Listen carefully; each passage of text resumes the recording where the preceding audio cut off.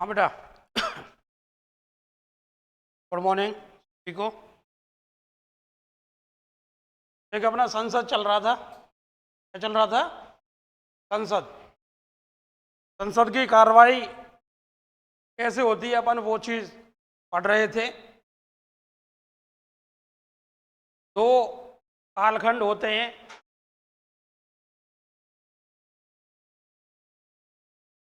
संसद की कार्रवाई में एक होता है प्रश्नकाल और दूसरा होता है शून्यकाल।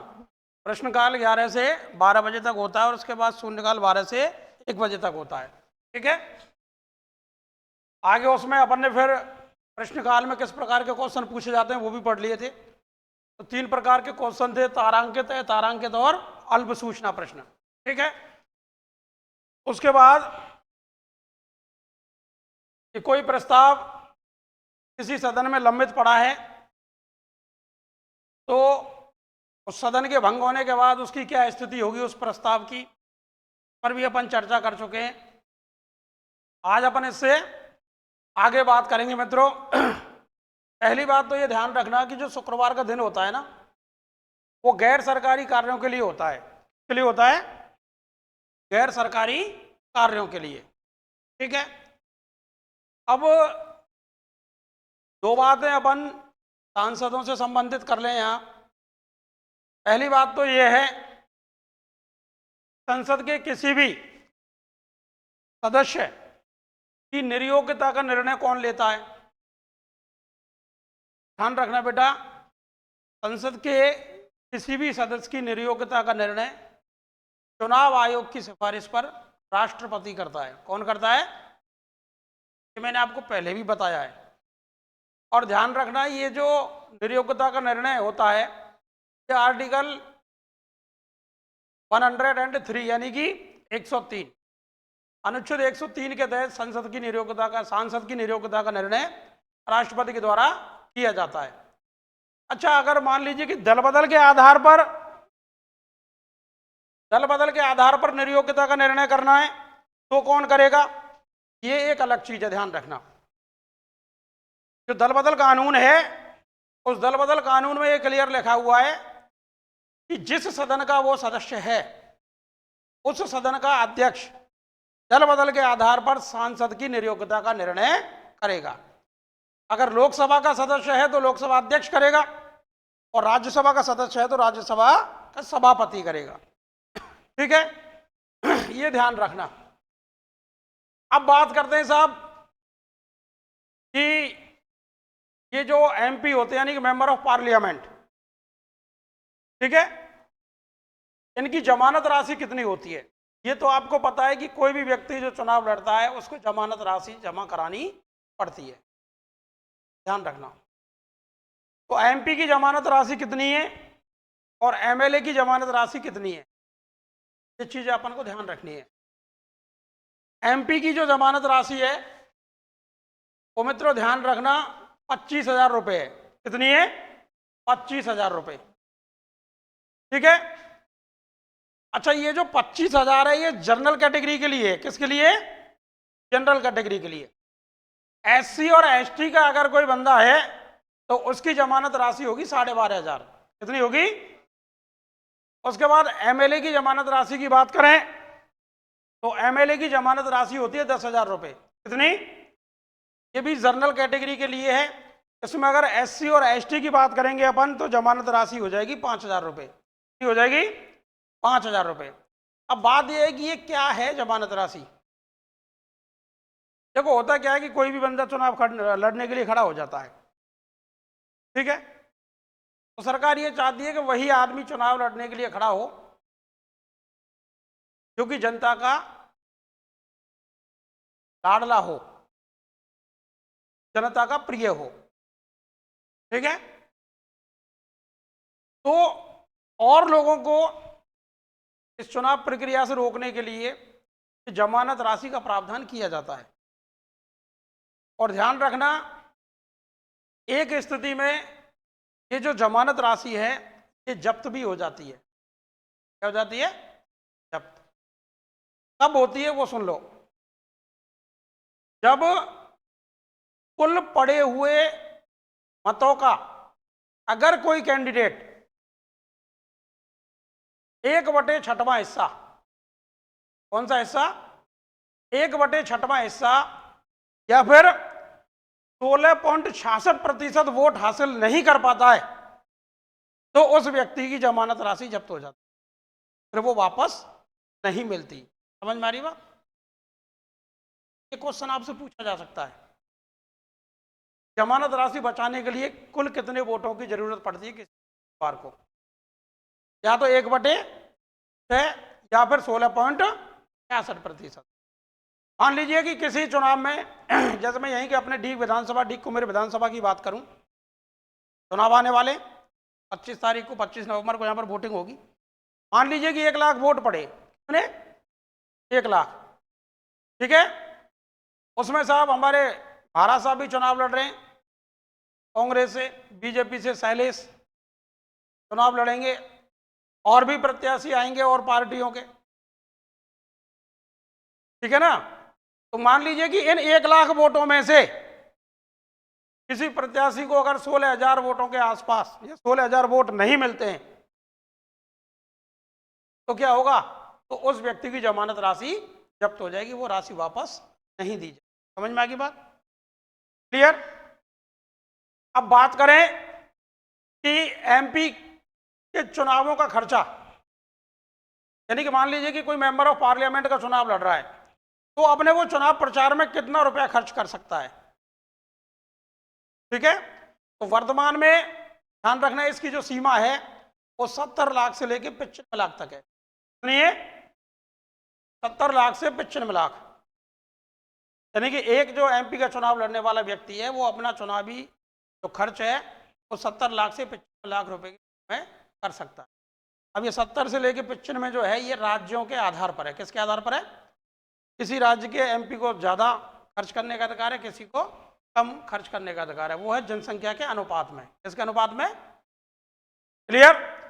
उसके बाद एमएलए का जो चुनावी खर्च है वो कितना होता है, तो इस पर भी गौर कर लें आप। अधिकतम 40 लाख रुपए, कितना?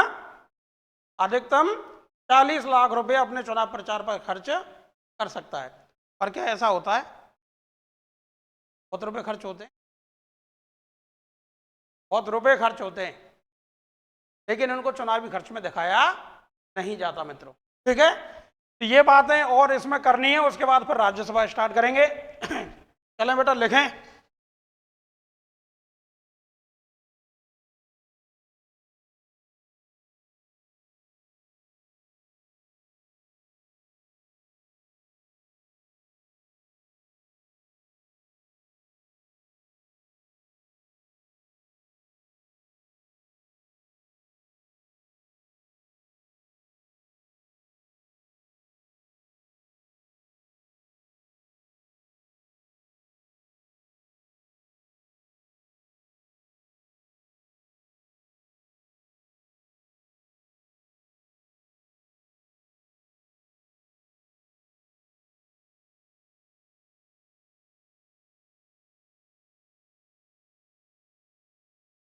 लिखें बेटा। शुक्रवार का दिन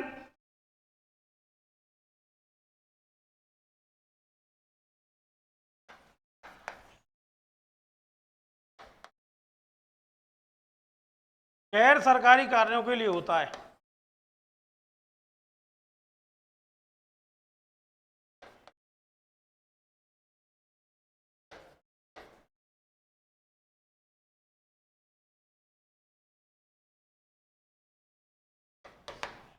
गैर सरकारी कार्यों के लिए होता है। नहीं, उसमें कंटिन्यू करना कल वाले में बेटा।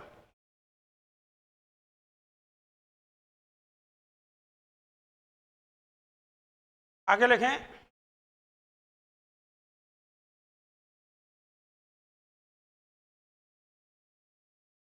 आर्टिकल 103, इसमें लिखना है बेटा, संसद के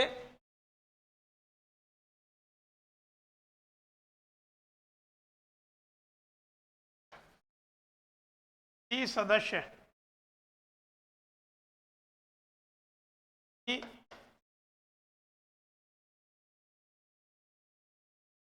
निर्योग्यता का निर्णय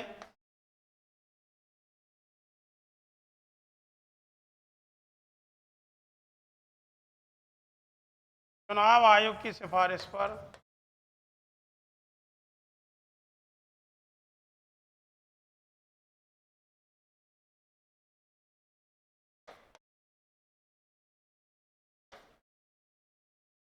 राष्ट्रपति करता है।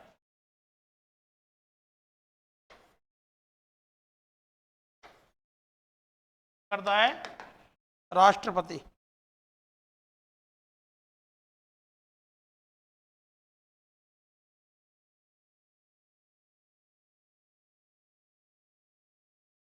देखिए इसमें क्या होगा, किसी सांसद को चुनाव जीतने के बाद अपन निर्योग्य कैसे साबित कर सकते हैं, यानी अयोग्य कैसे साबित कर सकते हैं, उसके क्या पैमाने होते हैं, क्या पैरामीटर्स हैं।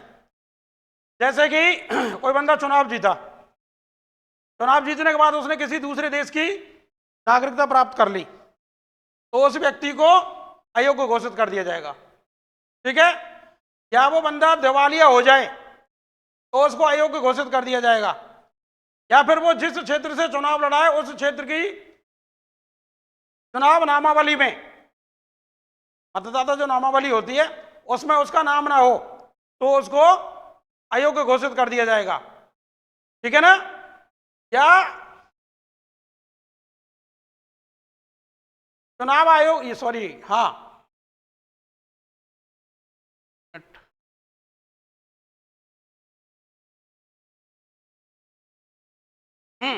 या न्यायालय ने उसको 2 वर्ष से अधिक की सजा सुना दी हो तो उसको अयोग्य घोषित कर दिया जाएगा। समझ में आ रही बात। तो ये पैरामीटर से ध्यान रखना। ठीक है, नेक्स्ट आगे और बात करते हैं, इसमें नोट डाल के लिखना। दल बदल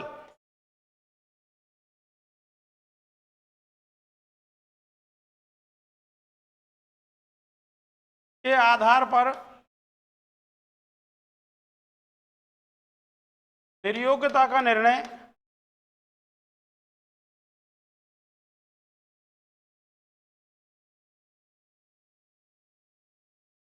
सदन का अध्यक्ष करेगा।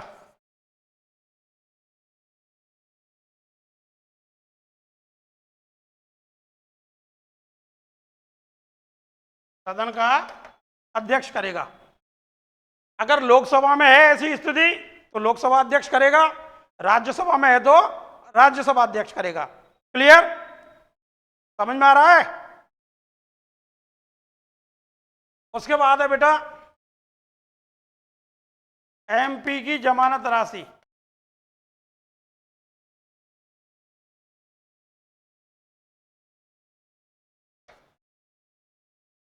कितनी है? 25,000 रुपए। और अगर SC ST का कैंडिडेट है तो 12,500 रुपए। दूसरी तरफ MLA की जमानत राशि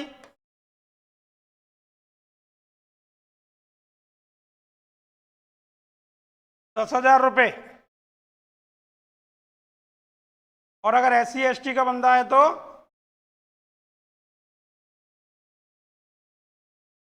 5,000 रुपए।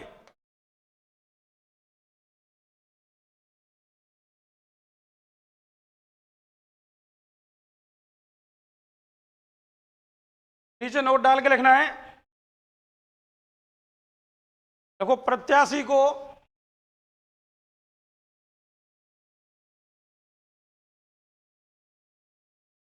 अगर कुल डाले गए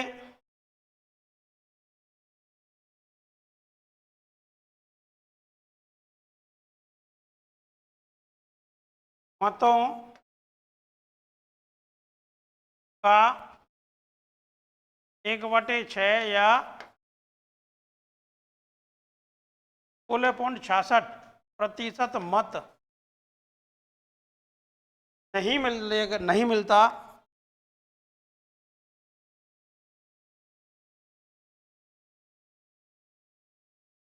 तो जमानत राशि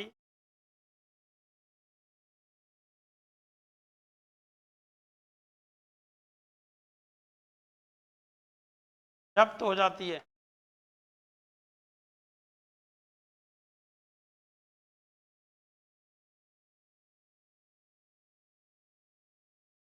जमानत राशि क्या हो जाएगी? जब्त हो जाएगी।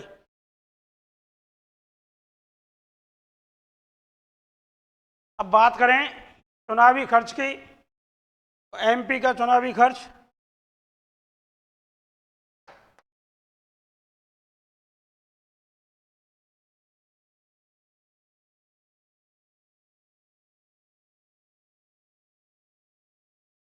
70 लाख से 95 लाख।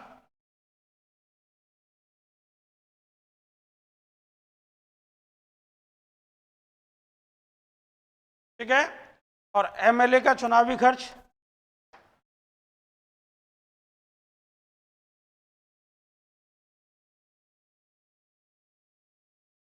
40 लाख। अधिकतम कितना होगा? 40 लाख।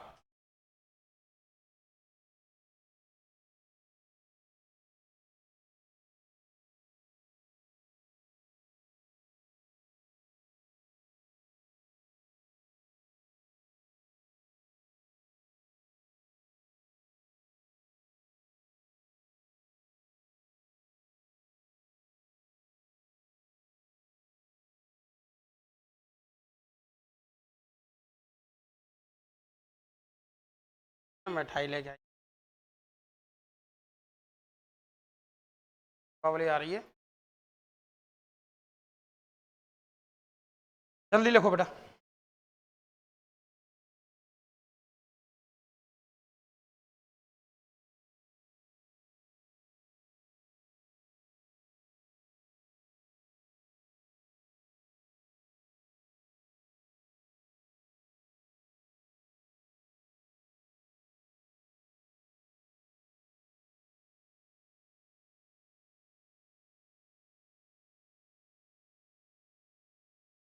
जल्दी करें जरा।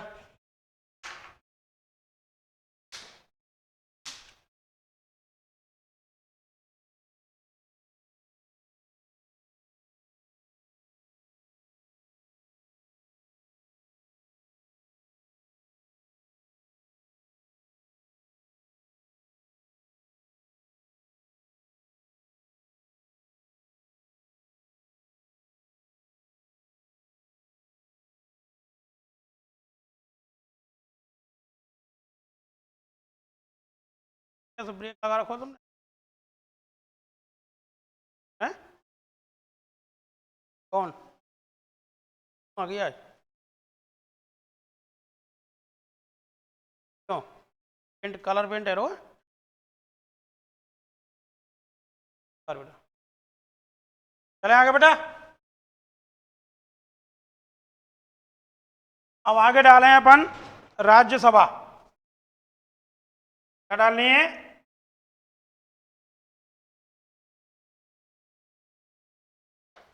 राज्यसभा। ठीक है बेटा। राज्यसभा के गठन का जो उल्लेख है वो आर्टिकल 80 में। पहली बात तो ये ध्यान रखना है। कौन से आर्टिकल में? ठीक है।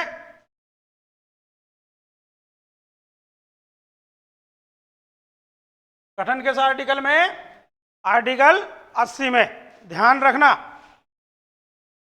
उसके बाद राज्यसभा का पहली बार गठन कब हुआ?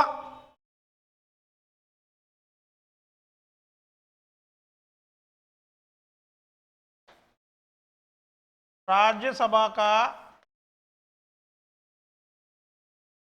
पहली बार गठन, ध्यान रखना है, ये डेट याद रखनी है भाई। 3 अप्रैल 1952। कब हुआ? 3 अप्रैल 1952।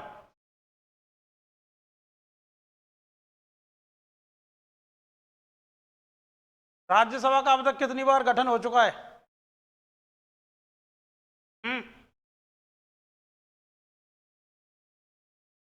दूध पीवे दें करके।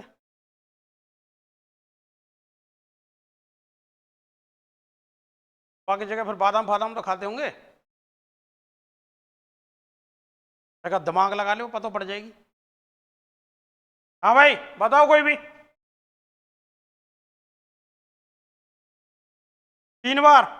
शाबाश। कब कब?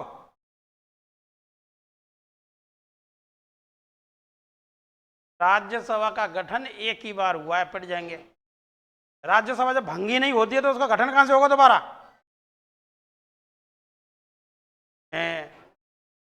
अलादीन मुर्गा की स्नार। ध्यान दे चुका हूं ना मैं, तभी तो करो, दिमाग लगाओ थोड़ा सा। ठीक है बेटा, तो इसका गठन कब हुआ? 3 अप्रैल 1952 को। अब इसके कुछ उपनाम है, उनने और देख लो। उपनाम।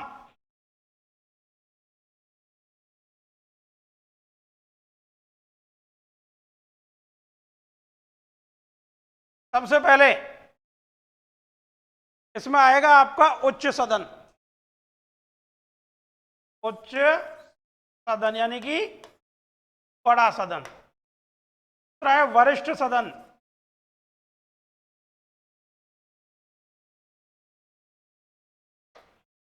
ठीक है, वरिष्ठ सदन।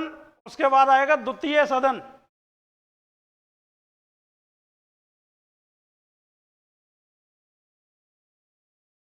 कौन सा है? द्वितीय सदन। नेक्स्ट है स्थायी सदन।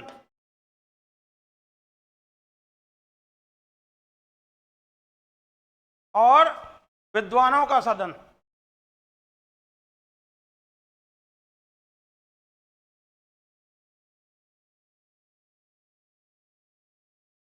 ये इसके उपनाम है। क्या है ये इसके उपनाम?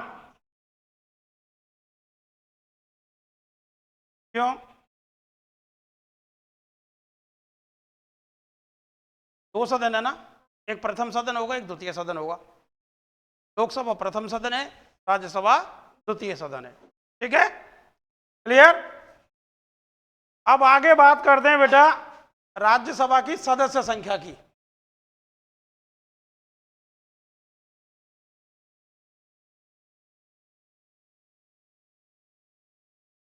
बात कर रहे हैं, सदस्य संख्या।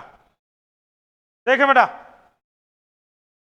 राज्यसभा की जो अधिकतम सदस्य संख्या है वो 250 है। कितनी है? 250।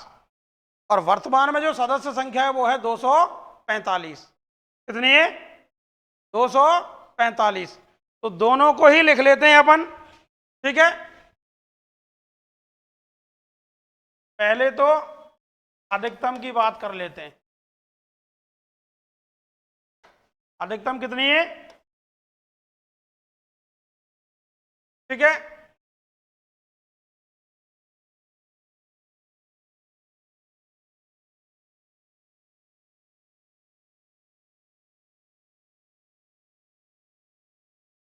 दो सौ पचास कैसे कैसे वो देखें आप। 238 जो सदस्य हैं वो तो राज्य और केंद्र शासित प्रदेशों से।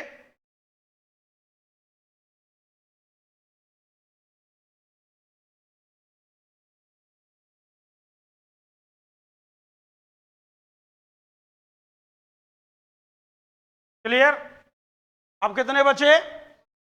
कितने बचे? 12। 12 सदस्य जो होते हैं ये होते हैं आपके मनोनीत। किसके द्वारा मनोनीत होते हैं ये? किसके द्वारा? राष्ट्रपति के द्वारा। और ये जो मनोनीत करने की जो विधि है इसका जो स्रोत है वो है आयरलैंड। ध्यान रखना, राज्यसभा में जो 12 सदस्य मनोनीत किए जाते हैं इस विधि का जो स्रोत है वो आयरलैंड है, ये ध्यान रखना। ना यह विधि आयरलैंड से ली गई।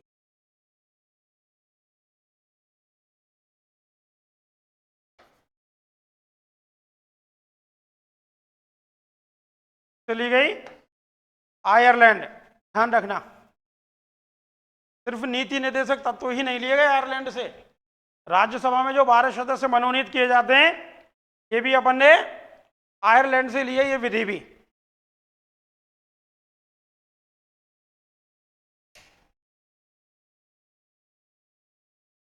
उसके बाद बात करते हैं वर्तमान सदस्य संख्या की।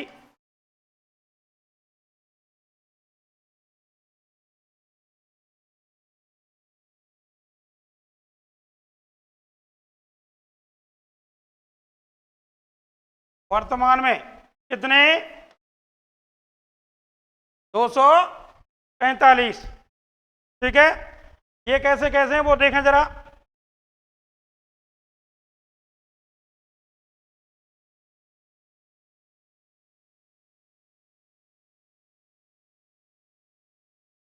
इसमें 233,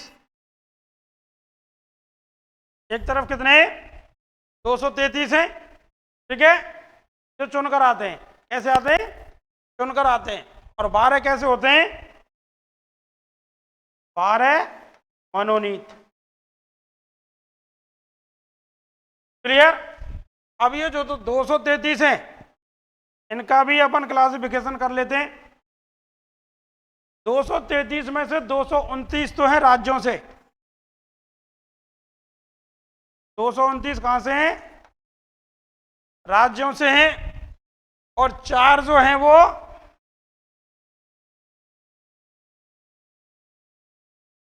केंद्र शासित प्रदेशों से।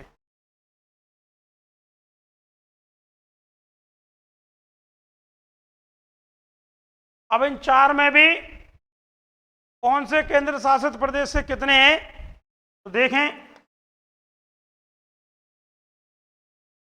4 में से जो 3 हैं वो तो हैं दिल्ली से। किससे हैं?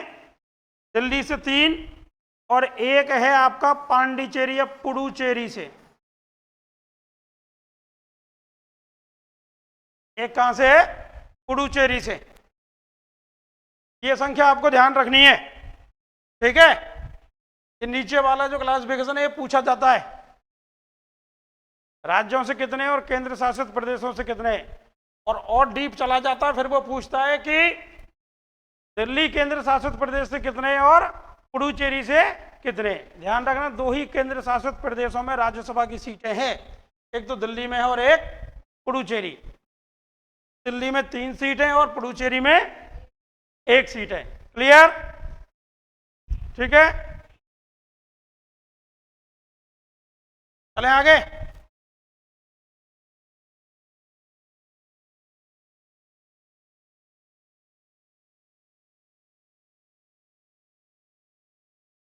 हाँ जी, क्या? नहीं, राज्यों को पावर ज्यादा होती है, केंद्र शासित प्रदेश को जो पावर है वो कम होती है। और अपन ये कह सकते हैं कि वो डायरेक्टली सेंट्रल गवर्नमेंट के अधीन होते हैं। ठीक है, राज्य एक स्वतंत्र, हाँ, राज्य स्वतंत्र अस्तित्व रखता है, जबकि जो केंद्र शासित प्रदेश हैं वो केंद्र के अधीन आते हैं। ठीक है, नेक्स्ट आगे बेटे इसमें बात करें अपन कि किस राज्य में कितनी राज्यसभा की सीटें हैं। तो 3 प्रकार के क्वेश्चन बनते हैं। कितने? 3। एक क्वेश्चन तो बनेगा कि राज्यसभा की सर्वाधिक सीट किस राज्य में है, और सीटों का जो आवंटन है वो ध्यान रखना जनसंख्या के आधार पर किया गया। किसके आधार पर? तो जिस राज्य की जितनी ज्यादा जनसंख्या होगी उस राज्य में राज्यसभा की सीटें उतनी ही अधिक होंगी। तो हमारे भारत के किस राज्य की जनसंख्या सर्वाधिक है? सीधी सी बात है कि राज्यसभा में उत्तर प्रदेश, राज्यसभा की जो सीट है वो उत्तर प्रदेश में ज्यादा होंगी। और कितनी है? तो उत्तर होगा 31। कितनी है? 31। ठीक है, राज्य ऐसे हैं बेटा जिनमें राज्यसभा की 1-1 सीट है।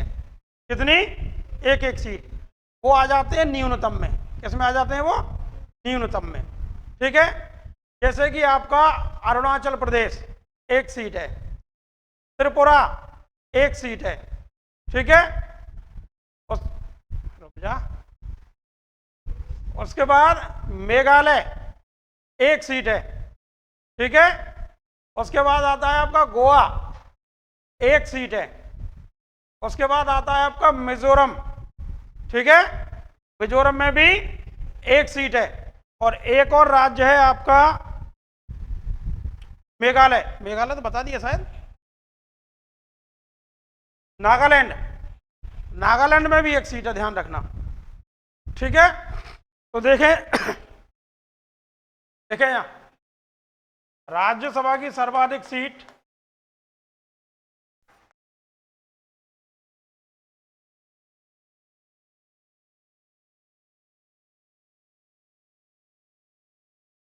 कौन से राज्य में, उत्तर प्रदेश में, कितनी है, 36 सीट, ठीक है, और एक सीट वाले राज्य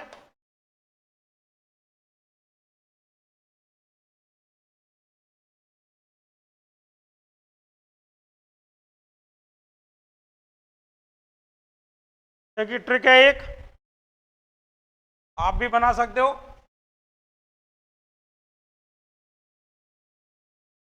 एटीएम जीएनएम,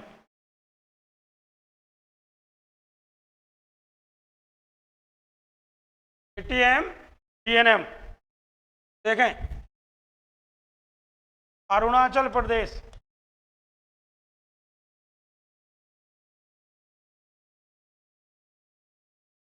कौन सा प्रदेश है, दूसरे पे है त्रिपुरा,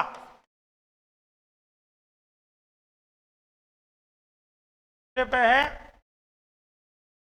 मेघालय, लिख लो,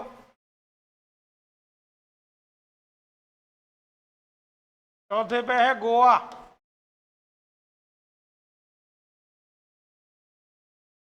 नागालैंड,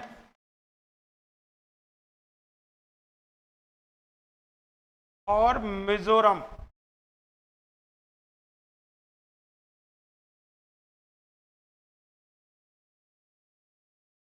ठीक है, इन 6 राज्यों में ध्यान रखना राज्यसभा की एक एक सीट है, कितनी है, एक एक सीट, और ये पूछे जाते हैं, ध्यान रखियो, और क्वेश्चन कैसे आता है वो सुन लो। निम्न में से किस राज्य में राज्यसभा की एक सीट नहीं है, तो फिर उस स्थिति में आपको 6 की 6 याद होने चाहिए, क्योंकि वहीं पे आपका मणिपुर भी है, क्या है, असम भी है, तो वहां से रखेगा, सीधी सी बात है। ये जो राज्य हैं ये गोवा को छोड़कर सारे के सारे पूर्वोत्तर राज्य हैं। ऐसे राज्य हैं पूर्वोत्तर राज्य, जहां पर जनसंख्या कम है, ठीक है ना। उसके बाद बेटा राजस्थान में राज्यसभा की कितनी सीटें हैं,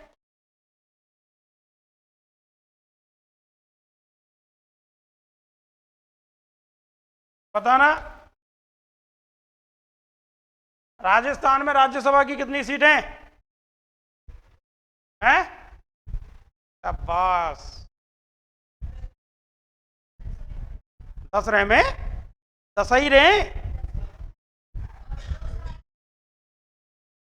वो तो फिर बेटा संसद की सदस्य संख्या 35 राजस्थान से, ठीक है ना। लेकिन आपसे वो अगर राज्यसभा की पूछे तो आपको अलग उत्तर देना है, और लोकसभा की पूछे तो अलग उत्तर देना है, विधानसभा की पूछे तो अलग उत्तर देना है। राज्यसभा की 10 सीटें राजस्थान में, कितनी है, लोकसभा की 25 सीटें राजस्थान में, और विधानसभा की 200 सीटें राजस्थान में। अभी ये जो विधानसभा के चुनाव होंगे 200 सीटों पर होंगे, कितनी सीटों पर, देखें बेटा राजस्थान और उड़ीसा इन दोनों में 10-10 सीटें, कितनी है, 10-10, ध्यान रखना।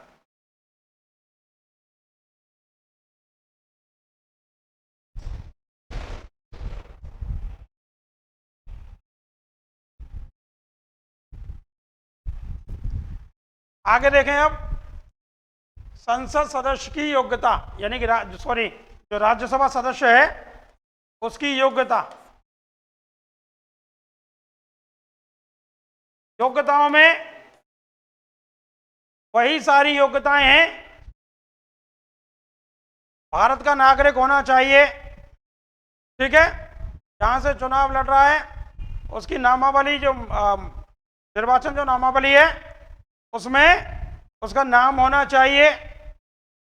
दूसरा, दिवालिया ना हो, पागल ना हो, लाभ के पद पर ना हो, ठीक है, और 2 साल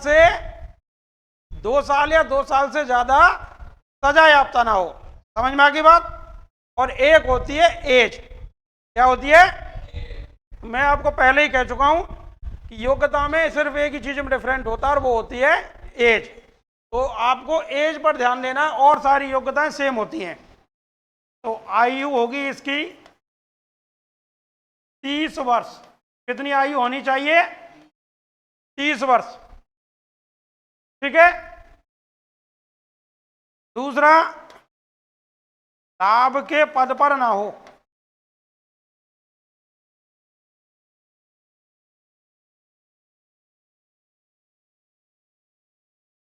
इस पर ना हो, लाभ के पद पर ना हो, और फिर तो वो सारी चीजें चलती रहेंगी, दिवालिया, पागल, फलानो ढिकानो, ऐसा ना होना चाहिए, ठीक है।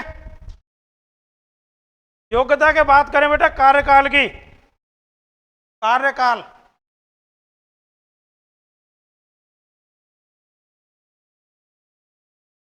राज्यसभा का जो सांसद होता है उसका कार्यकाल कितना होता है? 4 वर्ष, 5 वर्ष, 6 वर्ष? बताओ। 6 वर्ष। कितना? 6 वर्ष, ठीक है। और आगे लिखना एक नोट डाल के, प्रत्येक 2 वर्ष में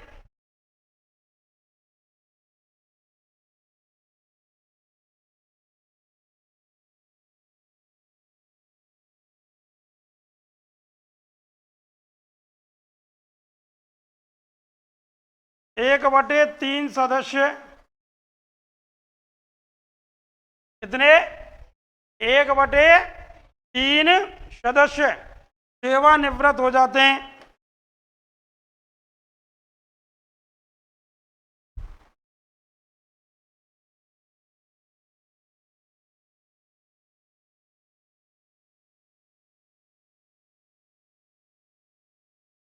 इस चीज को जरूर ध्यान रखना है। प्रत्येक 2 वर्ष में कितने सदस्य चले जाते हैं? 1/3 सदस्य, और उनकी जगह 1/3 सदस्य आ जाते हैं। इसीलिए ध्यान रखना, राज्यसभा कभी भी भंग नहीं होती। क्यों? क्योंकि उनके सदस्यों का जो कार्यकाल है वो एक साथ खत्म नहीं होता, ठीक है ना। इसीलिए राज्यसभा भंग नहीं होती कभी भी। आगे चलें। निर्वाचन, निर्वाचन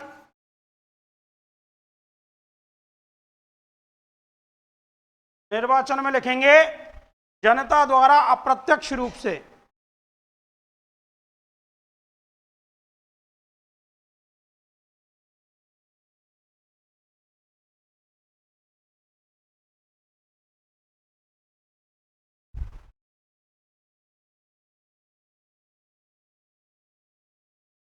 जनता द्वारा अप्रत्यक्ष रूप से। अप्रत्यक्ष और प्रत्यक्ष को मतलब समझे?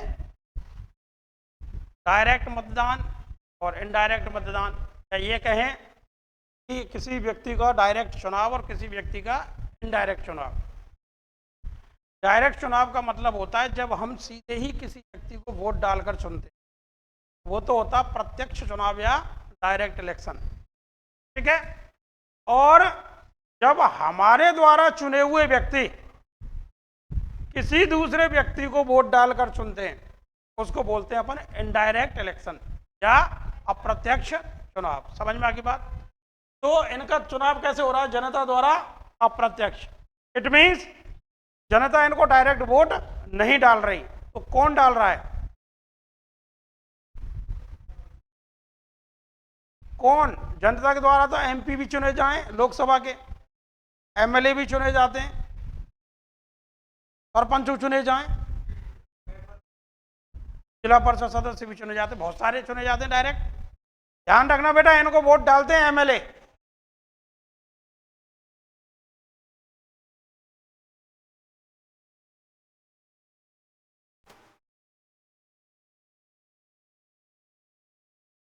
जिस राज्य की राज्यसभा सीट है उस राज्य के एमएलए उस उम्मीदवार के लिए वोट डालेंगे, ये ध्यान रखना। मेंबर ऑफ लेजिस्लेटिव असेंबली, विधानसभा सदस्य। और बता दूं तो विधायक एमपी की होती है मेंबर ऑफ पार्लियामेंट, यानी कि संसद सदस्य। और बता दूं तो बात कहते हैं सांसद। क्या कहते थे? ठीक है बेटा, आगे चलते हैं मित्रों। इसमें निर्वाचन पद्धति कैसी है?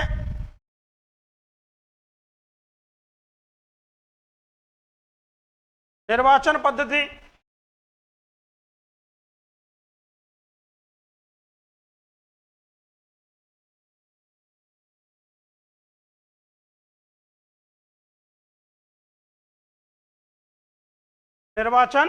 पद्धति ध्यान रखना, आनुपातिक एकल संक्रमणीय मत प्रणाली, वही है राष्ट्रपति और उपराष्ट्रपति वाली। ठीक है, देखें इसमें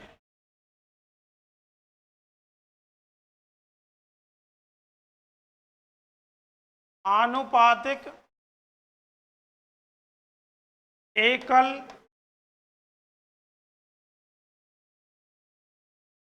संक्रमणीय मत प्रणाली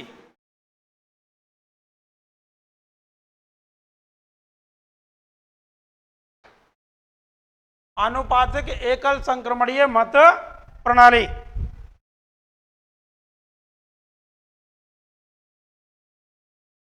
जैसे राष्ट्रपति के लिए और उपराष्ट्रपति के लिए प्रस्तावक होते हैं ना, ऐसे ही इनके लिए भी प्रस्तावक होते हैं, ध्यान रखना।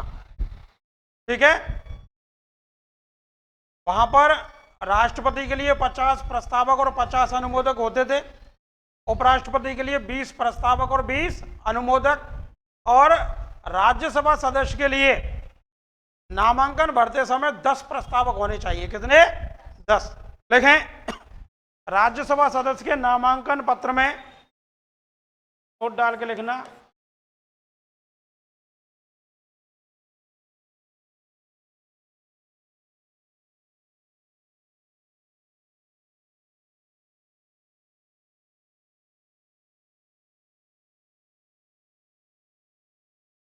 नामांकन पत्र में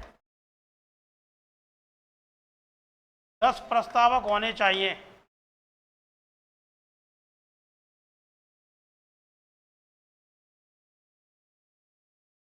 कितने? ध्यान रखना, 10, 20, 50। कितने? 10, 20, 50। राज्यसभा सदस्य के लिए 10 प्रस्तावक, उपराष्ट्रपति के लिए 20 प्रस्तावक और राष्ट्रपति के लिए 50।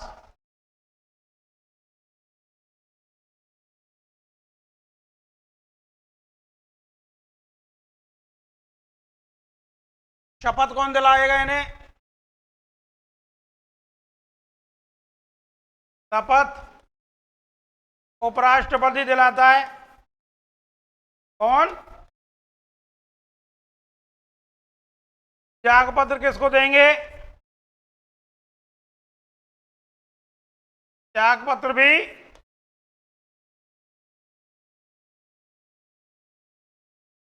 उपराष्ट्रपति को दिया जाएगा। ठीक है बेटा, उसके बाद है राज्यसभा के अधिवेशन।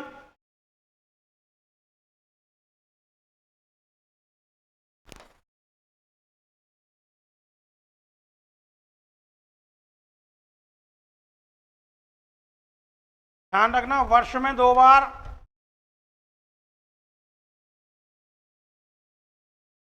कितनी बार? वर्ष में 2 बार अधिवेशन होने चाहिए राज्यसभा के। जैसे लोकसभा के होते हैं ऐसे राज्यसभा के होते हैं।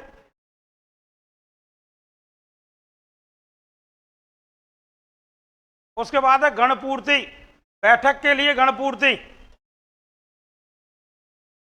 यानी कि बैठक को संचालित करने के लिए कितने सदस्य चाहिए? तो ध्यान रखना, कुल सदस्य संख्या का 10%।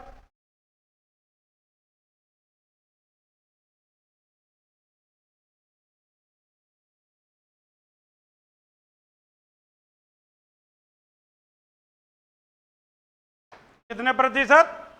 10%। और 245 को 10% निकालें तो 25 आता है। तो कितने सदस्य होने चाहिए बैठक के लिए? 25 सदस्य मौजूद होने चाहिए, तभी बैठक होगी, वरना बैठक नहीं होगी। और ये जो गणपूर्ति का उल्लेख है, ध्यान रखना, ये आर्टिकल 100 में दिया हुआ है। गणपूर्ति का उल्लेख किसमें? आर्टिकल 100, यानी कि आर्टिकल 100 में गणपूर्ति का उल्लेख है। आज के लिए बस इतना ही मित्रों, आगे की बात अपन करेंगे कल। और फेस्टिवल सीजन लगभग स्टार्ट हो गया है। घर पे काम भी हैं, आपके घर पे भी हैं, मेरे घर पे भी हैं, सबके घर पे। ठीक है ना?